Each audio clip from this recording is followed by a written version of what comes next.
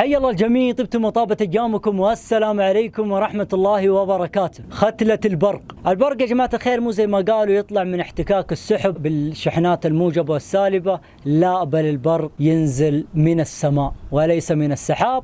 لتفصيل ذلك بعد المقدمة، فلنبدأ.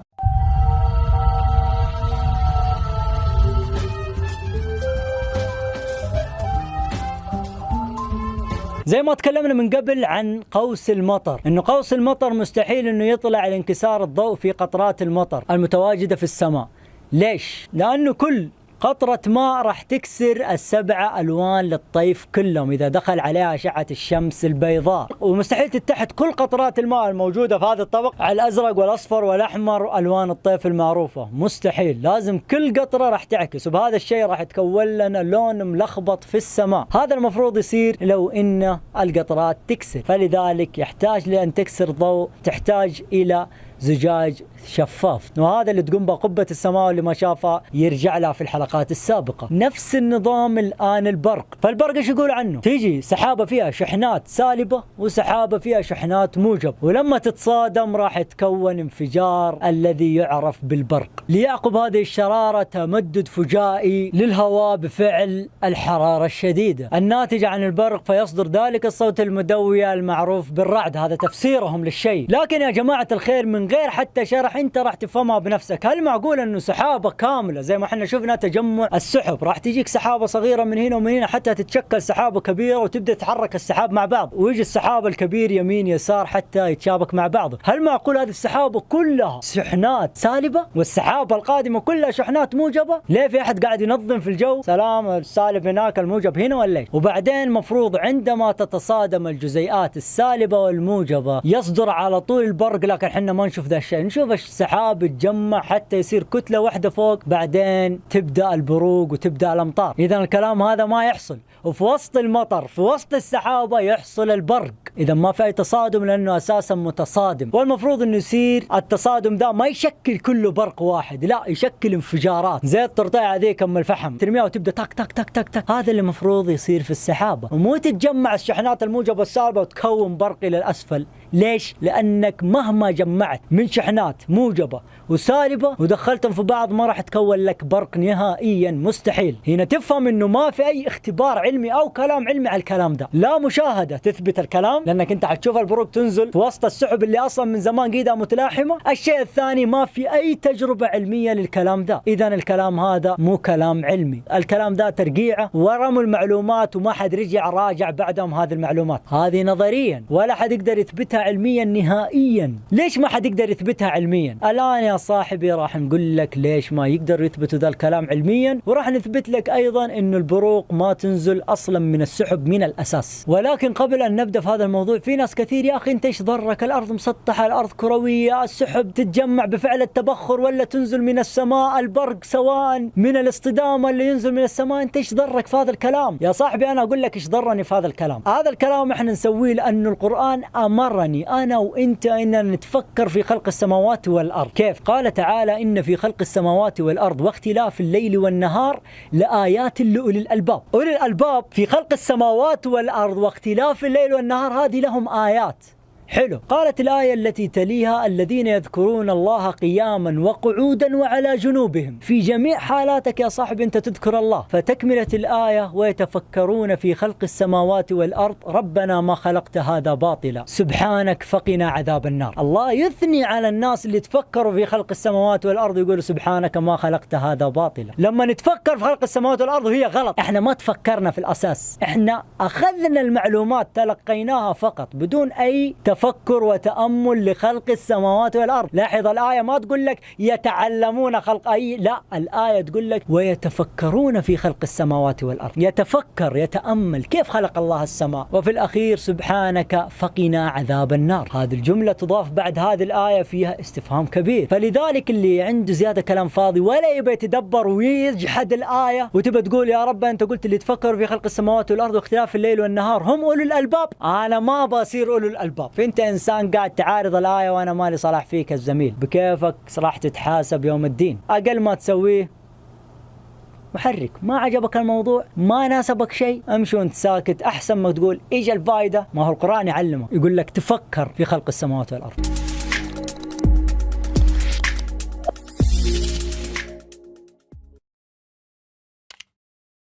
في موضوع البرق نشوف الدين ايش يقول قبل ما نجي للمشاهدة والأدلة المرئية. حديث صحيح في مسند الإمام أحمد وسنن الترمذي وصحيح الألباني من حديث ابن عباس قال: أقبلت يهود إلى النبي صلى الله عليه وسلم فقالوا: يا أبا القاسم أخبرنا عن الرعد، ما هو؟ إيش هو الرعد؟ قال: ملك من الملائكة موكل بالسحاب معه مخاريق من نار يسوق بها السحاب حيث يشاء الله. فقالوا: فما هذا الصوت الذي نسمعه؟ فقال: زجره بالسحاب إذا زجر حتى ينتهي إلى حيث أمره. قالوا: صدقت، إلى آخر الحديث. لأن البرق والرعد هذا ملك من الملائكة معه شواظ من نار، وراح نثبت لك الآن أن الرعد والبرق تيجي من السماء ما تيجي من السحاب، وهذا حديث النبي، والنبي يجيها الوحي من السماء وما يتكلم من غير فهم. وأيضا قال ابن عبد البر في الاستذكار: جمهور أهل العلم يقولون الرعد ملك يزجر السحاب، ويجوز أن يكون زجره لها تسبيحا لقوله تعالى: ويسبح الرعد بحمده. أيضا جاء في صحيح الأدب المفرد للبخاري في صفحة 262 باب إذا سمع الرعد 559 تقسيم 722 عن موسى ابن عبد العزيز قال: حدثني الحكيم قال: حدثني عكرمة أن ابن عباس كان إذا سمع صوت الرعد قال: سبحان الذي سبحت له. قال: إن الرعد ملك ينعق بالغيث كما ينعق الراعي بغنمه.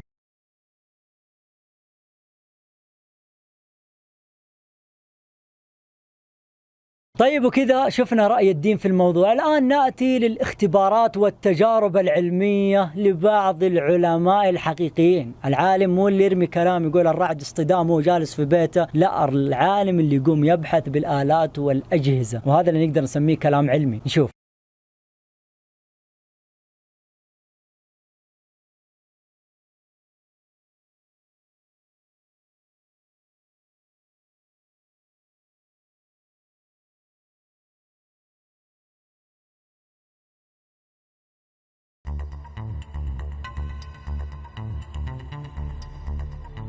Midsummer in the Chilean Atacama Desert. As night falls, telescopes at ESO's observatories are just starting the night's observations. But all of a sudden, a strange phenomenon appears in the distance. What could this be? Let's take a closer look. It's the 20th of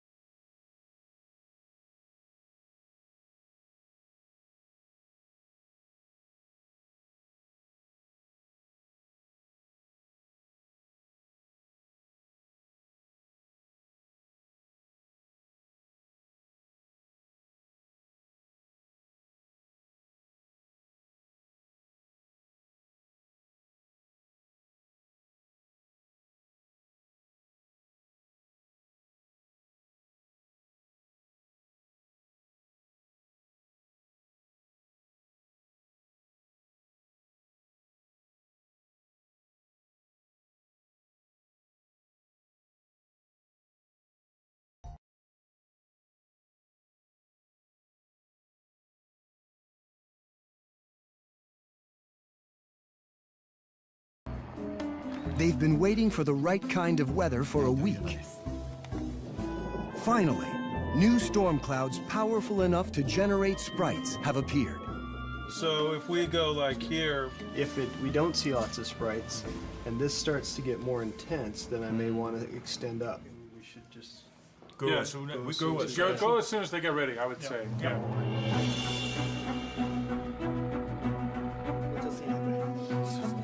Both planes take off into a stormy sky.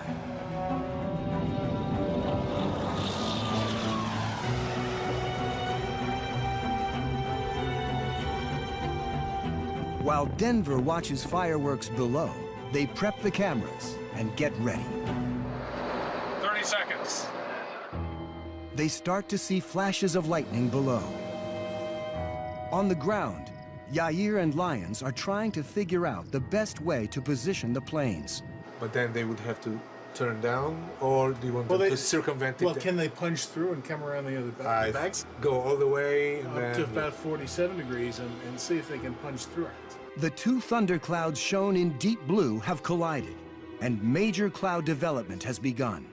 Yeah, maybe it's like... They send the coordinates of the strongest lightning to the team in the air. South of WPRT and new coordinates are WPRT. North 38 degrees, 20 minutes. Outside, lightning flashes are everywhere. A monster cloud with a diameter of more than 300 miles is releasing electricity with frightening intensity. The scientists rush to position their gear. The frustration and anticipation of the previous week is getting to them, and tension in the cabin is high. Right! Wow! That's a heck of a sprite there. Did you get it? For an instant, a giant red flash appeared. On replay, they can see beautiful shafts of light thrusting upwards towards space. The mysterious sprite in all its glory. Then, the sprites keep coming.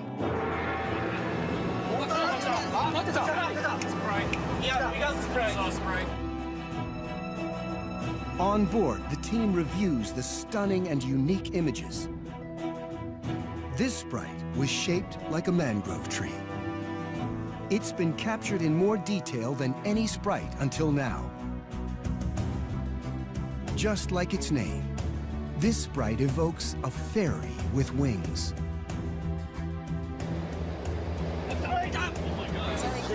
Yeah, very big jellyfish. It's pretty. Very pretty. It indeed looks like a jellyfish with many tentacles. Sprites of many different forms appear, one after another.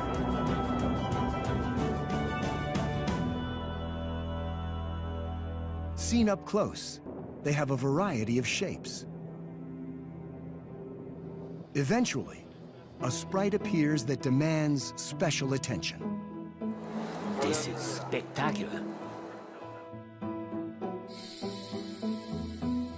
The umbrella-like top of this sprite reaches an altitude of around 60 miles. That's the altitude of the airglow layer that appeared in Furukawa's footage from the International Space Station. The image confirms that sprites interact with the ionosphere.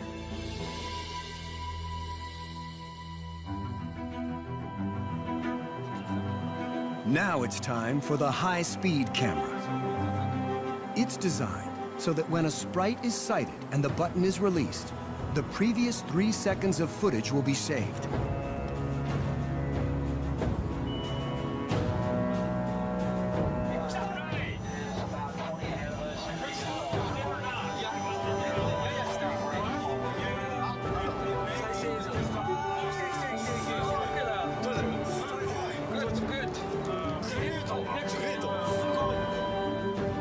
This is the momentary flash of a sprite taken by the super-sensitive camera. And when shot by the high-speed camera, it looks like this.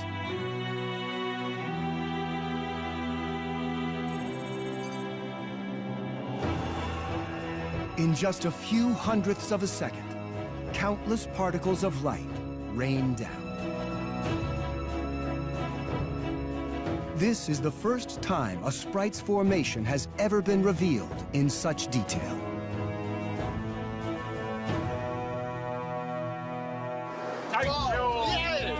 During the night, 14 sprites were captured by the high-speed camera. 8,000, yes, very good.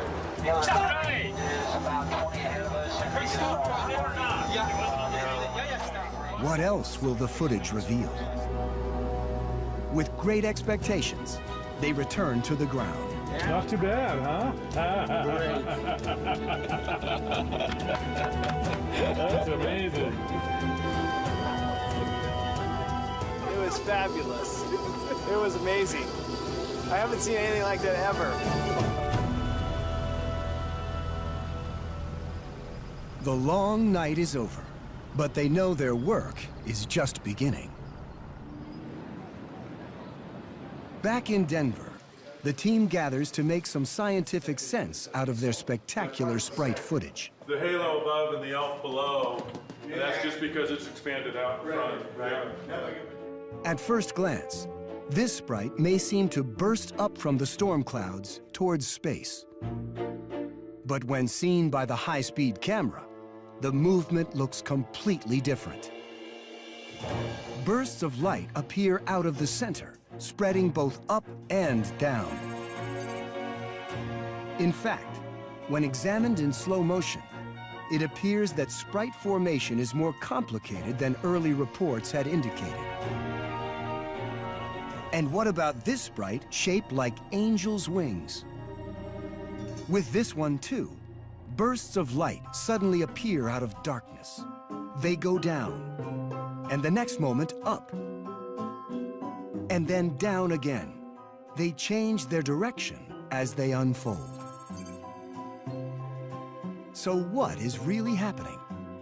Within the sprite, electrons are colliding with charged particles in the atmosphere, creating a pathway for the electrons to travel. Where they go depends on the concentration of electrons and the composition of the atmosphere.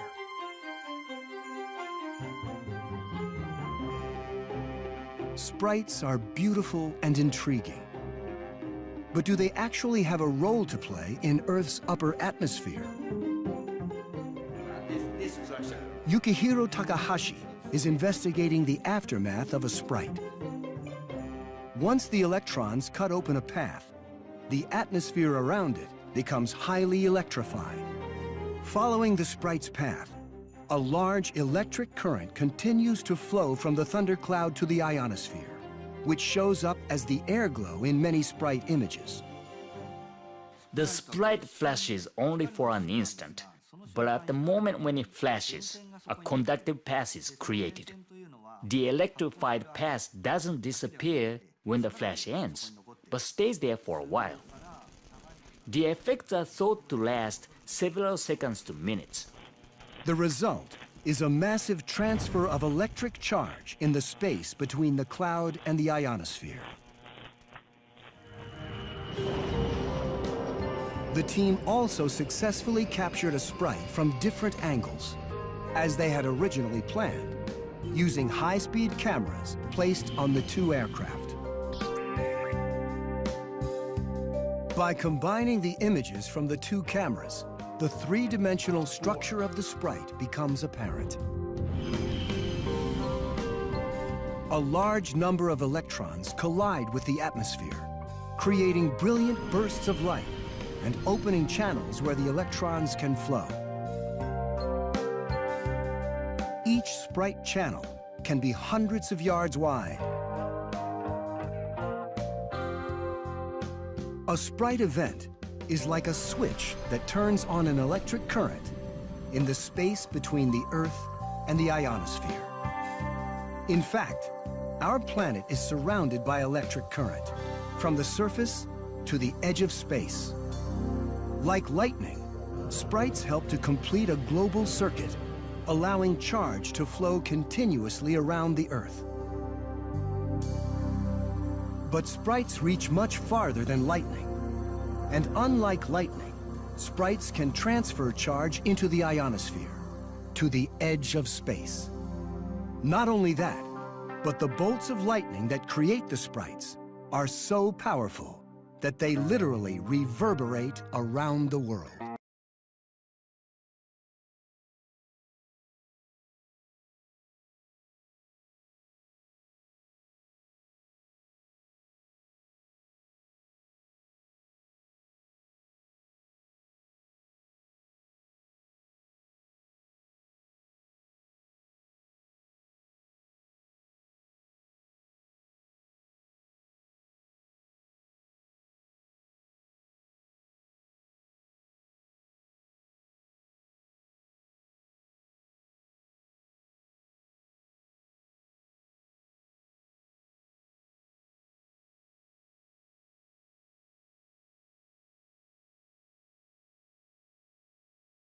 ولما تشوف هذا المنظر يا صاحبنا تعرف مصداقية حديث النبي عليه الصلاة والسلام أن هذا البرق والرعد ما هو إلا شواظ من الملك يزجره في السحاب.